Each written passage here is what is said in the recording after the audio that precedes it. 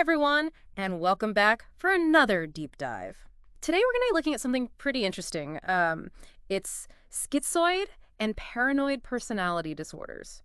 Now, these are two conditions that, honestly, you probably encounter more often than you think. Oh, absolutely. Yeah, and as you guys know, I'm super fascinated by the human psyche and all of its wonderful different flavors. Right. And these personality types are ones that we don't often talk about. That's true. They can be misunderstood. Yeah. So I think having a solid understanding of just the basics can help us navigate those interactions with more empathy and awareness. Totally. So let's set the stage right. We've got some research and diagnostic criteria to kind of go over. Basically, schizoid personality disorder is all about this detachment from social relationships and a really limited range of emotional expression. Paranoid personality disorder, that one's kind of all about deep-seated distrust and suspicion of others, always thinking that people have ulterior motives. Yeah. And I think right off the bat, it's important to clarify that we're talking about clinical diagnoses. Right. Not just everyday personality quirks. Right. These are ingrained patterns of thought and behavior that really do significantly impact a person's life. Totally. So we're not just talking about your average introvert or somebody who's a little bit skeptical. Exactly. Yeah. Okay. So let's start with schizoid personality disorder. One of the things that I thought was really interesting in the research was this criteria about a lack of desire for close relationships, even with family. It's almost like that typical human need for connection is just absent. Yeah, it is unusual, isn't it? Yeah. From an evolutionary perspective, strong social bonds have always been crucial for survival. So it is fascinating to think about why some individuals deviate from this really deeply ingrained pattern. That really makes you wonder what's going on in there. In the research, they even talk about a lack of interest in sexual experiences and an indifference to praise or criticism. It almost paints a picture of someone who's emotionally self-sufficient. That's a good way to put it. Yeah. I think they tend to be very detached from those typical rewards and motivations that really drive most people's social behavior. Yeah. And, imagine the impact that this can have on their work life, their personal relationships. Significant.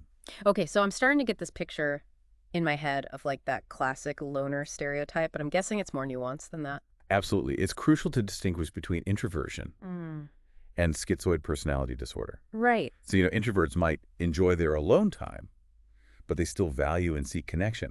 Individuals with schizoid personality disorder really lack that inherent drive for it. It's not a choice. Yeah. It's just a fundamental difference in how they experience the world. So then where does that come from? What could be some explanations for that kind of detachment? Well, the research points to both genetics and early childhood experiences, Yeah. particularly if those early interactions were marked by coldness or a lack of emotional responsiveness. Yeah, so almost imagine growing up in an environment where emotional expression is just stifled or punished. Exactly. And those early experiences can have such a profound impact on how a person learns to relate to others. It's almost like they never developed the emotional vocabulary for connection. That's a great way to think about it. Yeah. And this highlights the importance of early intervention. If we can create supportive environments for children who might show these signs of social withdrawal or emotional flatness, we might be able to help them develop healthier patterns of interaction. Totally. Okay, so then when we think about supporting someone with schizoid personality disorder, what are our options? What can we do? Well, the research points to psychotherapy as the primary approach. Okay. But as you can imagine, getting someone who inherently prefers isolation to engage in therapy can be its own challenge. You're right. Building trust and that therapeutic relationship really takes time and patience. It's almost like the therapist has to meet them halfway in their world. Yeah. Okay, so we've talked about that detachment, that emotional flatness of schizoid personality disorder, but now let's go to a completely different world. Paranoid personality disorder, where it's all about mistrust. Right, where suspicion reigns supreme. Yes. What is it like to constantly feel like everyone is out to get you? Well, it's a world where even the smallest remark or gesture from a coworker, a loved one, even a stranger, is interpreted as a threat. Wow. Or a deliberate attempt to cause harm. Their reality is colored by suspicion. And the research points to some very specific criteria, reading hidden threats into benign comments, holding grudges forever, even suspecting infidelity without any evidence. Exactly. And because their worldview is built on this foundation of mistrust, it can make forming and maintaining relationships incredibly difficult. I have to admit sometimes when I'm stressed out, I can overanalyze things too. Like, I remember this one time I was Uh-huh. prepping for this big presentation, and I was so convinced that my colleagues' offhand comment was like, thinly veiled criticism. That was just like a fleeting moment of insecurity Yeah. for me. It's not my constant reality. And that's exactly it. Yeah. We all experience these flashes of self-doubt or suspicion. But for someone with paranoid personality disorder, this is their baseline. Every interaction is filtered through this lens of mistrust. So then what causes that? Like, what could be some Yeah. insights into why someone develops that? Well, the research suggests a potential genetic link to schizophrenia, Okay. and as with schizoid personality disorder, negative childhood experiences, trauma, Yeah. abuse, or inconsistent parenting can all play a role. It's likely a combination of factors. Right. Okay. And so then treatment-wise, is it also focused on psychotherapy? It is, yes, but Yeah. again, we have this big hurdle to overcome. Imagine trying to build a therapeutic relationship with someone who inherently distrusts everyone, including therapists. It requires a very specific skill set Yeah. and an immense amount of patience. It's like you're trying to convince somebody to trust you while they're wearing a metaphorical hazmat suit. Exactly. You've got to earn that trust. You got to earn that trust one small step at a time. Little by little. Okay, so we've talked about schizoid, we've talked about paranoid. They both seem to share this theme of social difficulty. They do. But how do we really differentiate between the two? That's a great observation. Yeah. And this is where things get really interesting. So while they both fall under this umbrella of cluster personality disorders, Mhm. characterized by odd or eccentric behaviors, there's a crucial distinction. Schizoid personality disorder is about detachment and emotional flatness, a lack of desire to connect. Rough. Paranoid personality disorder Yeah. is about active distrust and suspicion, and almost hyper-awareness of potential threats from others. So it's not just about struggling socially, it's about the motivation Yeah, behind the struggle. the underlying motivation. Yeah. One's lack of interest, the other one's fear and mistrust. Yeah. Exactly. Yeah, I'm starting to see how misdiagnosis could be a real problem. Absolutely. Yeah. And we haven't even touched upon how these might present differently across cultures, Mm. or even be influenced by certain societal factors. Mhm. Plus, there's the added complexity of how these disorders sometimes overlap with other mental health conditions. Oh, yeah. So it's a lot to unpack. It's a lot to unpack. I feel like we've only just scratched the surface. We've got a lot more to explore. Okay, so we're back, and I'm still kind of processing all the intricacies of these different personality disorders. And one thing that really stands out to me is how crucial that differential diagnosis is, especially when you consider the potential overlap with other conditions. Precisely. It's like a detective unraveling a complex case, right? Yeah. We have to carefully sift through the evidence, the individual symptoms, their history, their cultural background even, to really arrive at an accurate diagnosis. The research even talks about, the need to differentiate schizoid personality disorder from avoidant personality disorder.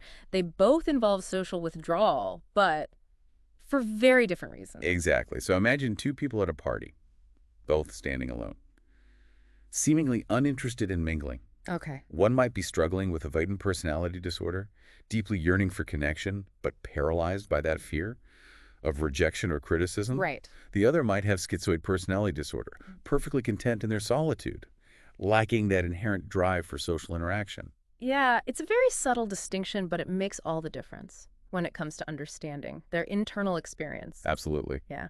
And then there's the whole challenge of differentiating schizoid personality disorder from conditions. On the schizophrenia spectrum, Right. I can see how some of the symptoms could overlap, like social isolation, emotional detachment. But schizophrenia also includes much more severe symptoms like hallucinations and delusions. Precisely. Think of it this way. Schizoid personality disorder might be seen as existing on a spectrum, Okay. with schizophrenia at the far end.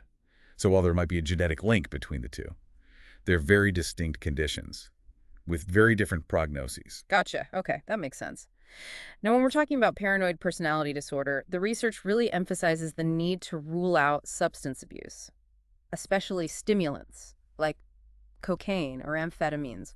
Why is that? Well, because chronic stimulant use can actually mimic the symptoms of paranoia, creating that state of hypervigilance, suspicion, even delusional thinking. Oh, wow. So you really have to do your due diligence. It's not just about asking like, oh, are you suspicious of others? It's like looking at their whole history, their lifestyle, all of that. Their potential exposure to substances that could be contributing to those feelings. Right. It's a much more holistic approach to diagnosis. Exactly. And we also need to consider potential side effects of certain medications. Mm. Some prescription drugs can also induce paranoia-like symptoms, further complicating the diagnostic picture. So it sounds like a lot of detective work. Yeah. It makes you realize how crucial it is to have that comprehensive assessment by like a trained professional who can look at all these different angles. Absolutely. A skilled clinician will consider the individual's full medical history. They'll conduct psychological evaluations, rule out those other potential causes before settling on a diagnosis. It really is a process of elimination and careful observation. And then on top of all of that, individuals with these disorders might not even seek help. That's a very real challenge, Okay. especially with schizoid personality disorder. Yeah. If you're content in your world, why would you see a therapist? Exactly. Their detachment might prevent them from recognizing their social isolation as a problem. Right. And then for those with paranoid personality disorder, their inherent mistrust might even extend to mental health professionals, Yeah. making them reluctant to seek help. So it's not just about recognizing these symptoms in others. It's about helping those individuals see their own patterns and understand the potential benefits of treatment. Which brings us to treatment. What does treatment look like for these disorders? Well, for schizoid personality disorder, psychotherapy is the cornerstone. The focus is often on building social skills, enhancing emotional awareness, and addressing any underlying anxieties or traumas that might be contributing to that detachment. So it's not about like forcing them to become social butterflies. No. It's about giving them the tools to choose how they engage. Exactly. It's about empowering them to make choices that align with their own needs and desires, Yeah. not just societal pressures.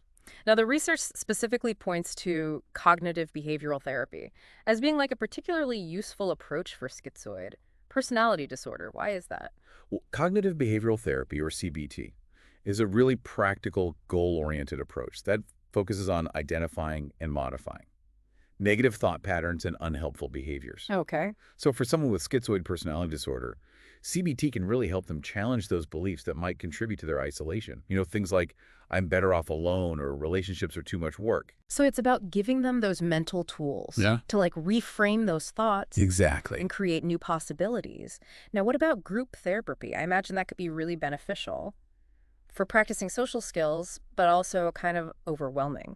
You're right, and group therapy can be a very valuable tool, but timing is crucial. We don't want to jump into that right away. Okay.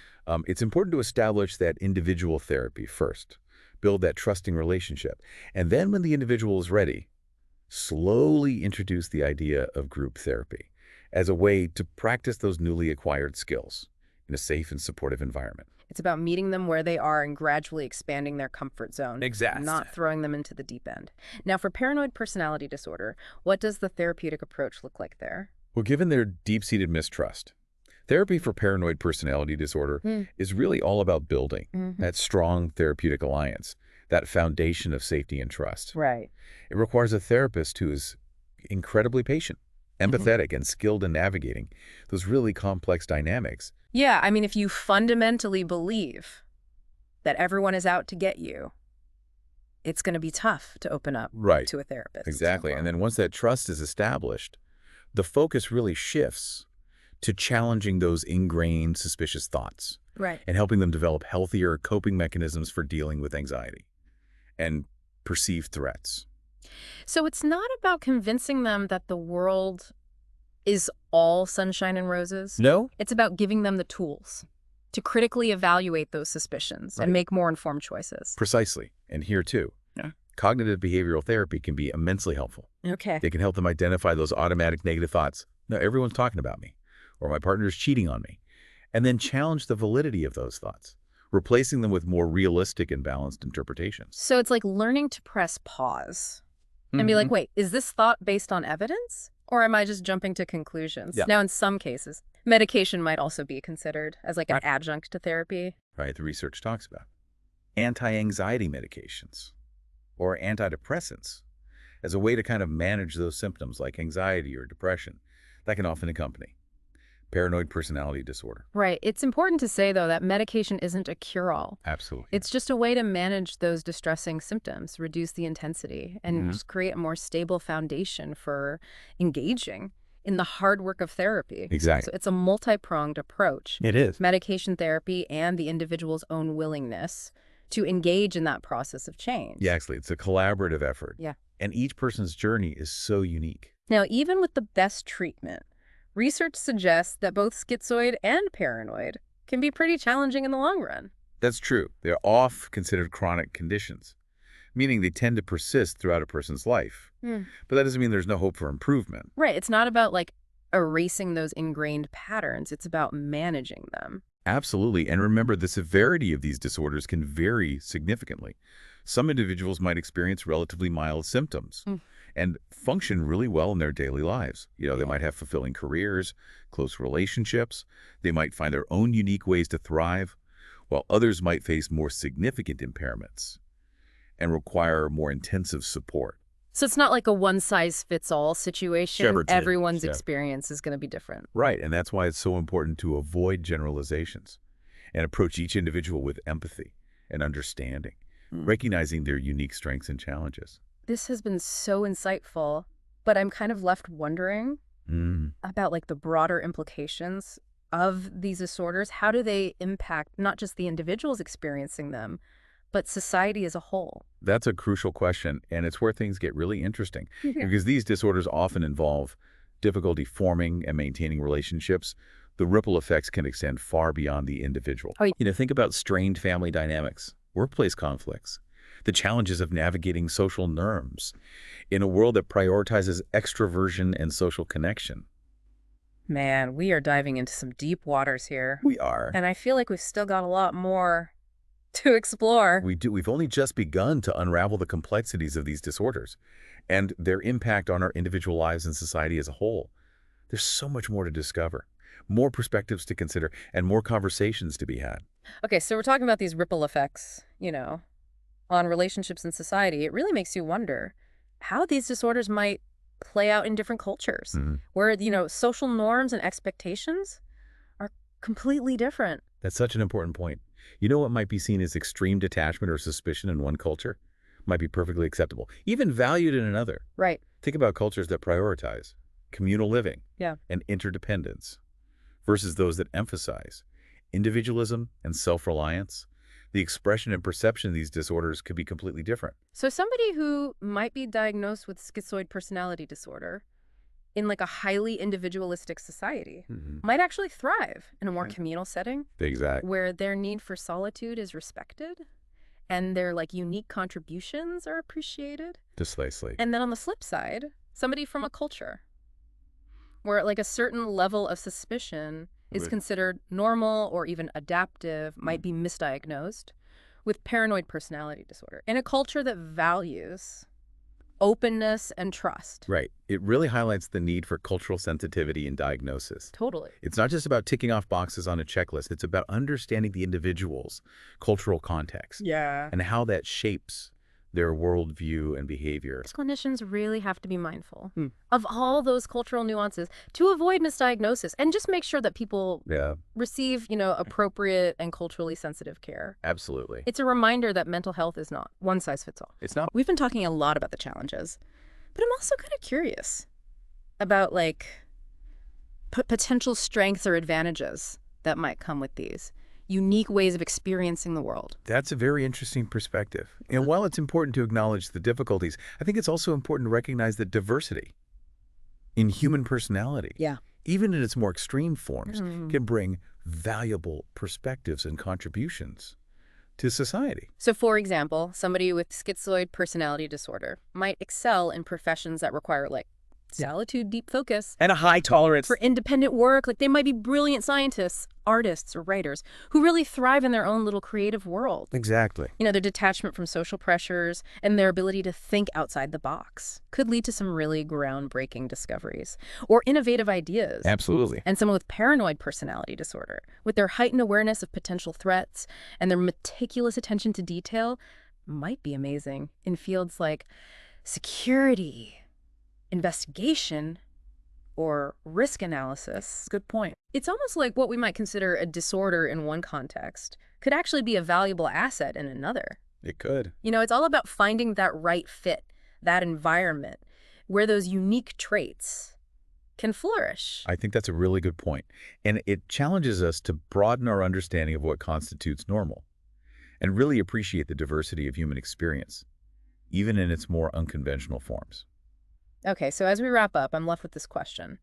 How do you think our increasing reliance on technology and social media is influencing both the expression and perception of these disorders? That is a fascinating question, Yeah. and one that researchers are just beginning to explore. Yeah. On the one hand, technology can provide a sense of connection and community for individuals who struggle with social isolation. Right. It can offer them a safe space to interact and express themselves Yeah. without the pressures of face-to-face interaction. But on the other hand, too much online interaction could actually exacerbate the detachment and social anxiety that characterize schizoid personality disorder. It could. It's almost like it gives them a way to avoid real-world interactions and retreat further into isolation. And for somebody with paranoid personality disorder, the anonymity and potential for misinformation online could really fuel those suspicions and distrust. It could. The constant barrage of negative news and online conflicts could really reinforce that belief that the world is a dangerous and threatening place. It's a really complex interplay. It is. And it highlights the need for more research to really understand how technology is shaping our mental landscapes, for better or for worse. Well, listeners, we've covered a lot of ground today. We explored the defining characteristics of schizoid and paranoid personality disorders, the challenges of diagnosis and treatment, and the broader societal and cultural implications. And then we even touched upon how technology might be shaping our understanding of these really complex conditions. And as always, we encourage you to continue exploring these topics, to challenge your own assumptions, and to engage in those open and respectful conversations about mental health. Remember, knowledge is power. And the more we understand about these disorders, the better equipped we are to support those who might be struggling, advocate for better mental health resources, and create a more inclusive and compassionate society. So as we sign off, we'll leave you with this final thought. In a world that often celebrates extroversion and social fluency, how can we create space for those who navigate the world a little differently, those who find solace in solitude, or whose experiences are shaped by this deep-seated mistrust of others? How can we foster understanding, empathy, and acceptance for the full spectrum of human personality? Those are questions we all need to be asking, and it's through these conversations, through curiosity, and a willingness